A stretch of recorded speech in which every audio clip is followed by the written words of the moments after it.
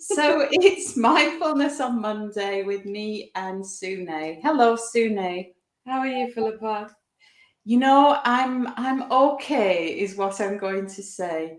And so we are here today talking about a mindful menopause. And I say I'm okay because some of those menopausal symptoms that I thought I had waved goodbye to have revisited me this Oh, last really? few weeks. Yes, since you went on your lovely holiday. Yeah. We'll talk about that.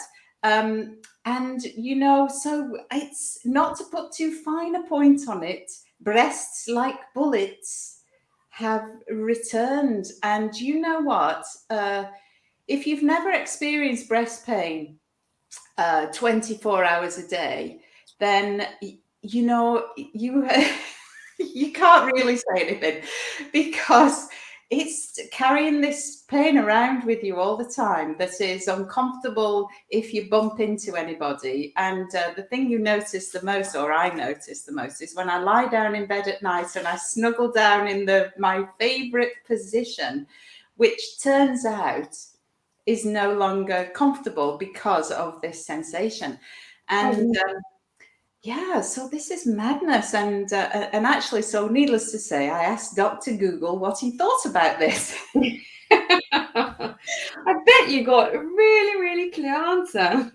I managed to navigate my way through the information to the point that one of the reasons we experience breast pain in menopause is because of the decreasing estrogen levels relative to progesterone. So progesterone is the thing that's driving this Yeah. experience. And so you know what, the thing I'm kind of mystified with my HRT patches, which Mm. reminds me, oh no, I did change it today. Um, no, I mean, I've been quite good at that. So it's not that, it's like the estrogen's there. So what has changed? And do you know what? The only thing I can think about is my stress levels have elevated significantly over the last few weeks due to Interesting. Yeah, because that has a direct influence on your progesterone. yeah, and so the sex hormones are influenced by this because of the fact that they're Yeah. all steroid Yeah. hormones. Stress hormones are steroid Yeah. hormones also. And so, Yeah. anyway, do you know what? I thought we need to get more mindful, Sune, yet again, because, this is one way in which we can undoubtedly, level out the playing field a little bit Yeah. in terms of our hormones. Yeah. So, I I mean, just want to say, I just want to say something because I think I need to acknowledge the fact that, you know, that you're so curious about it. And, you know, I think part of what we're talking about and what you're doing is listening to these signals from the body. So here is this really sore breasts, which you thought is long gone, and you're being investigative, is that the word, about, what is going on here? My patches are fine, da da da. hmm, And then kind of backtracking and looking at the amount of stress again. Okay, well, my body's sending me this signal. hmm, I'm out of focus. And it's painful to the point that I can't sleep properly and I can't, like, I'm, all of these things. And hmm. then being curious about it, and then doing something about it, I think, which is the most important thing. You can do all the things but not take action. Hmm. And I think that's part of being kind to yourself and looking after yourself as well, right? In this. Yeah, yeah. Mm. Absolutely. Yeah. So the action piece, I investigated it, and of course, suffice it to say that breast pain in post-menopausal women is something that may need to be investigated by a doctor. Mm. It can be a sign of cancer in the breast. However, these symptoms to me are so very familiar. That is, the Mm. symptoms that I had for at least a couple of years prior to my menopause experience, and so I hadn't had them for probably about 18 months. Oh wow. Yeah, I know. I was so happy about that. And then out of the blue, it's got, you need another Yeah. holiday. Yeah, well, so you just returned from your lovely holiday, and holiday time. It is holiday time, and that's a time when we can kind of fall off the wagon with our self-care practices. That we sort of, we go on holiday and we stop doing all those things that we rely on really to keep us healthy and well. Maybe our daily yoga practice, or maybe Mm, not daily, but that could be a little ambitious for people. But yeah. all the things that we do, and then the danger is that we return from our vacation or staycation, whatever kind of cation you have, Yeah. and that we don't kind of get back into it, and that's always a danger, isn't it? How are you finding it after your holiday? Yeah, I mean, there's a few things that I'm reflecting on that I could have done. Like there's certain supplements that I love to take that I didn't take, which I should have, like my Pro Greens, which is a green powder thing, which I Yeah. think I should just always take with me when I'm on holiday, because flying and time zones messes up with your gut. Yeah, and the food is different and so that for me is a big thing. And but one thing that I made sure that I did every single day was some body movement, be Mhm. that going for a run or a long walk on the beach, or sitting, or where we stayed there was a beautiful deck, so I could meditate, or I can do my stretches. um yeah, because and I'm doing this more now as I'm getting a bit older. Whereas Mm, before I would kind of like, oh, I'll worry about this when I'm back home. Whereas I feel like this was such precious time mm. to be able to do that. Yeah. I really embraced it. But I think the big thing is the food is so different. Um, Mhm. and also with time zones and thing, I think that knocks you Mm. out. Oh yes, yeah. It And it gets me every time. It only takes an hour change on the clocks to throw me out. So yes, travel definitely does that to me. So the body clock is affected by this shifting in time zones, and when I go on holiday, if it's only an hour difference, I actually don't change my watch, and I try to stick to my keep with usual. it. Yeah, my family think I'm bonkers, which probably, quite probably, I am. And for me, holidays are actually a time when I dive more deeply into the things that I know I so love to Mm. do, that so enhance my life. Hmm. Um, and Yeah, and I yeah, also, you know, I don't know who's listening, but family holidays can be quite tense as well. So it's a great excuse to to go for a 2 hour long walk, or to take that time for yourself to just decompress and kind of yeah, reflect on what's been said or what's been so I find that I need to do that, because I mm, take on people's emotions quite strongly. So mm, if there's 10 people in a house, yeah, I can feel that quite vividly. yeah. I mean, I think for me, being an early riser has always been my lifesaver. That few, half an hour or sometimes an hour before the house begins to get Hmm. moving, and especially on holiday when they Yeah. they all love to have a lie in, and I'm Well, we had lots of small children in the house, so like 2 under 4, so there was no. Yeah, you definitely need a break. I definitely Yeah, need a break from yeah, that. I mean, exactly. I know they're not yours, those 4-year-olds. Yeah, that But makes a huge difference. yeah, yeah.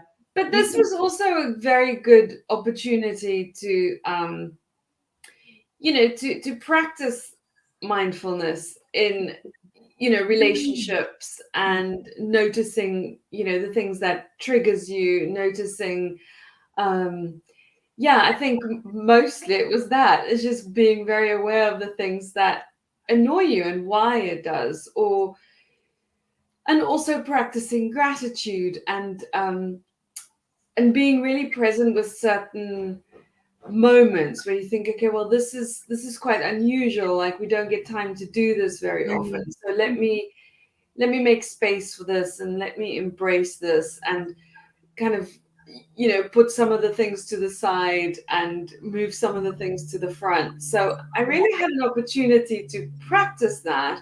Mm. um, Also because of lockdown, we've just been with the same people, so we've kind of fallen into a routine. But Mm. being with other people is quite a new thing almost.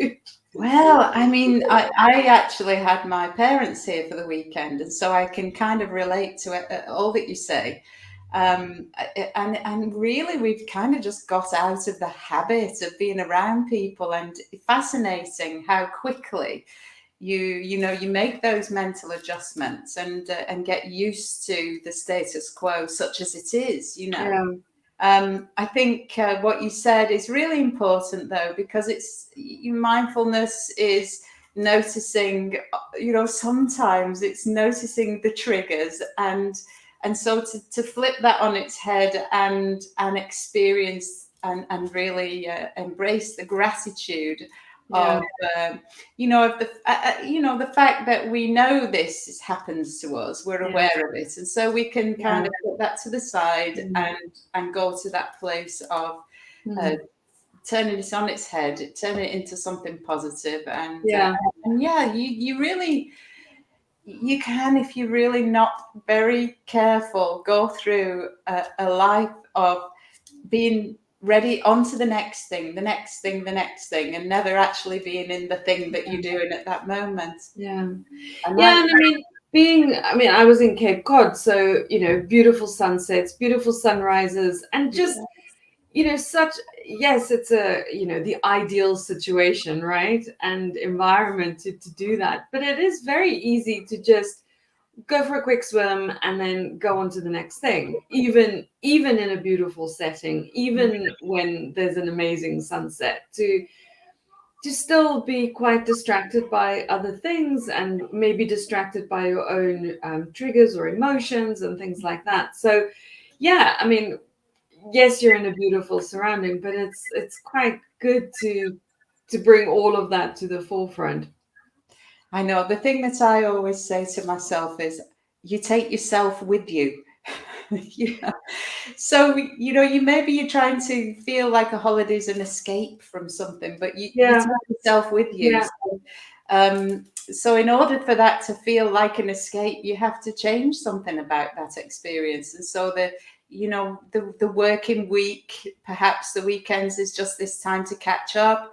But holidays are an opportunity to take time and make that space that you say. And yet, if we're not careful, there is a danger that we could not do that on holiday either. yeah. Or just have too many things planned, or want to schedule that full of things again, and yeah.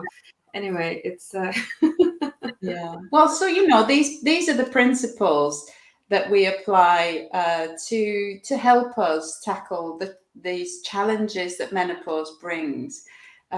For me, obviously, I won't go into any more detail about that, but But I think it's good to share that, because yeah, it's not something that I have experienced, but it's quite similar to like PMS, when yeah. when the progesterone drops, and but it does get more pronounced, doesn't it? The Yeah. closer you get. I mean, I used to medicate with evening primrose oil. Is supposed to be something that's very good for that. And I'm thinking I'm going to have to go buy some again.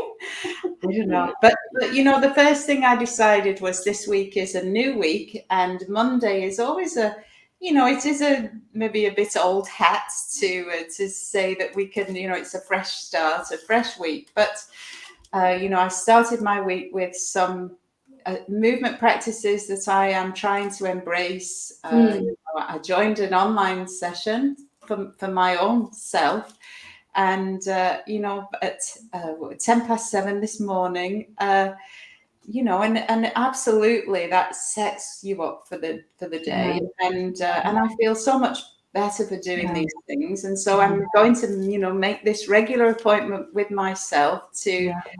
to embed those practices, because ultimately I benefit. Yeah.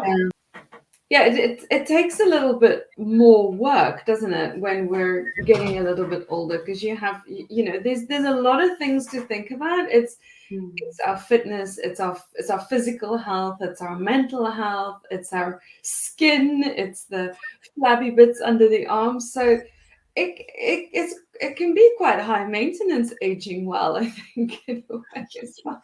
Well, I know, and I said this to somebody at the weekend. I try, for what it's worth, to put as many of those things together into an hour as I possibly can when I work with my clients. I think the breath work that's so Yeah, important. We can very much incorporate that into movement, especially. Especially movement practices like yoga, like Pilates, yeah, that they're really totally embedded in those yeah, practices, and so you benefit on both levels. The meditative element also that you can incorporate into movement. Mindful walking yeah. is one example. So Mm, it can feel a little bit like you've got a huge mountain mm, to climb, and where to begin, mm. is where are the priorities. But Yeah, but I think it's also you know is choosing one thing and then making that part of your daily routine, and then once you've got that kind of sorted, you add something else. That's what I've always worked with my clients around their nutrition is, mm, choose one thing that you can do, make that part of your habit, and then you start adding another thing. Because like when I started practicing years ago, like, here's a list of 75 things that you need to do before I see you next week, and off you go. And then they came to you with stress and anxiety and everything else. And I've just given them 70 other things to do. And it's, yeah, choose the one thing and then add something else to that until that becomes part of your daily repertoire rather than trying to, squeeze everything in one go. But I love what you're saying. It's so true. It's either making it part of your daily routine, or even if you cycle to work, how can you do that, with a different attitude, or just rather than it just be another thing that you're doing on autopilot. yeah, I Um, know. Well, that's it. Because I've done all of those things, and the how do we approach these things yeah, is such a big part of incorporating mindfulness approaches into yeah, activities that you bolt it on. Maybe is the first step. yeah, So yeah, I mean, you don't want to get too much into looking around at the wonderful views as you're cycling, in case you come off. But yeah, certainly when you're walking, that's an option, isn't it? yeah, yeah. And so, can I ask you something? I mean, if you don't mind sharing it, because we've been talking about your breast pain. So I'm gonna, if you don't mind me asking you, but how have you approached that from a mindfulness point of view? Did you, or Well, the fact that I was feeling pain made me give it some attention. mhm. And I suppose, it really is a physiological thing that's happening. And so I was really interested to interrogate the reasons why, because when I see clients as a physiotherapist, oftentimes they come to me and they'll say, oh, this thing happened, started, and there's no reason, no rhyme or reason. And oftentimes what we find is it might be as simple as they've changed the footwear. They did something with the grandchildren that they wouldn't normally do, had a game of rounders, or some random thing that's kind of crept into their routine. And the reason that you don't always notice it is because it might be 48 hours afterwards that Yeah, you notice it. And so then you cannot pin the two things together. yeah, So for me, it was, I kind of go into that investigative sort of yeah, mode, which is, what's changed? What has mhm, changed in order for this to have occurred, and so then you start to interrogate all the different things that might be different. And and the only thing that I could really hand on heart say is that I've been doing a whole lot of work. And invariably I think the screen work affects my biochemistry.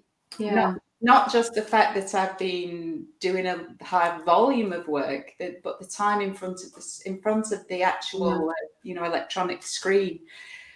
So I kind of figured that stress is, maybe I'm stressed and I hadn't realized the signs were there, and so your body finds a way of letting you know, and this is going to be different for everybody. And I think that's what makes this menopause puzzle so challenging to unpick. The variety of symptoms that people experience. Yeah, exactly. And I guess, for someone else may never experience that, but they have other things, and then it's hard to put. Yeah, because if it's just I have a headache because I've got a stiff shoulder, but it is. But I think that's a good way to approach our health and well-being in any way, is to get curious, and that kind of intuitively. Well, you only, I guess, become more intuitive once you get curious and get to know yourself a little bit better, and spending time to. I think the other thing, someone that I've been working with said to me in a conversation, I'm now went for a massage, and I'm now so much more aware of the sensations when the massage therapist touches me in a certain area. I'm so much more aware of the sensation, the area, the this, that, and the other. And what she was suggesting was that because I guide people to really connect with individual bits of you, whether it's a particular muscle or a particular joint, or an area of the body, and that then has a carryover into your everyday lives. And so it is that attention that we give to our bodies. And so physical sensations, we can give them attention. We can give our thoughts attention. And and that's a really important thing to do. So to go about your day noticing sensations in the body, and as we've said before, we're not going, oh no, I've got a sensation. It's about saying, oh, that's interesting, or that's approach it in a sort of non-emotional kind of fashion. And I think that's so important. And I think with menopause, for me, when I think about a mindful approach to menopause, is that sense of, we use that quite a lot in the 8-week course, but this sense of softening and opening, and just seeing if you can soften to whatever the experience is, and opening to it, rather than that clenching and fighting and bracing and fighting against it. Like, it's almost like, the more you push against it, the more difficult it gets, or the more pronounced it gets. Whereas if you can soften to it and open to it, it's when you feel like hot and bothered and irritated, it's just, okay, how can I just soften to this experience? This is how I'm feeling right now. It feels quite overwhelming. It's not pleasant. But how can I just take a pause and open myself to whatever is going on for me right now? Because it is such an overwhelming physical experience. There's also an emotional experience, because if there's irritation or anxiety, feeling the heartbeat, feeling your body getting hotter, it's a massive thing that happens, and I'm experiencing it more and more now. But it's like, okay, just soften to it, just open to it. It will pass. It's almost like riding that wave, and just, okay, I'm at the height of this. If I just give it a few moments, it'll soften and it'll pass. Yeah, and I think that's right, isn't it? You're offering you're not fueling the fire with yeah, that approach, because this yeah, is the thing. Yeah, to not to put to excuse the pun and all. But yeah, because this is the danger that we start to and yeah, react and respond, and that really is just yeah, generating more of that yeah, biochemistry that's causing yeah. the problem in the first place. Exactly. It's like, oh, it's so hot and I can't bear it. Open the window. Like it's so. It is Yeah, that's fueling the fire, isn't it? Because you're literally just like getting more and more worked up and more tense and more stressed out and more, flapping your arms physically. It's just like, just calm down. It's okay. yeah. So I think that's a really good place for us to call a stop to the proceedings this Yeah. morning, this afternoon. Soften to it, because I guess that's one thing I didn't do actually when it came down to it.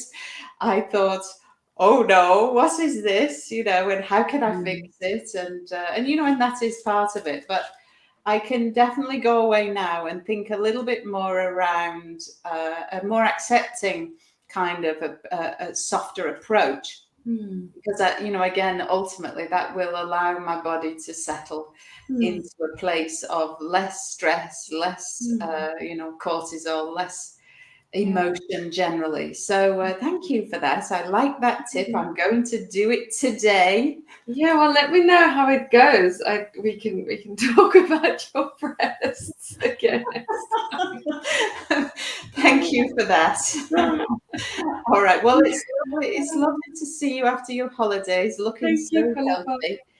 Thank you, and we'll chat again soon. Take care. Yes. Bye for now. Okay, lovely to talk to you. Bye.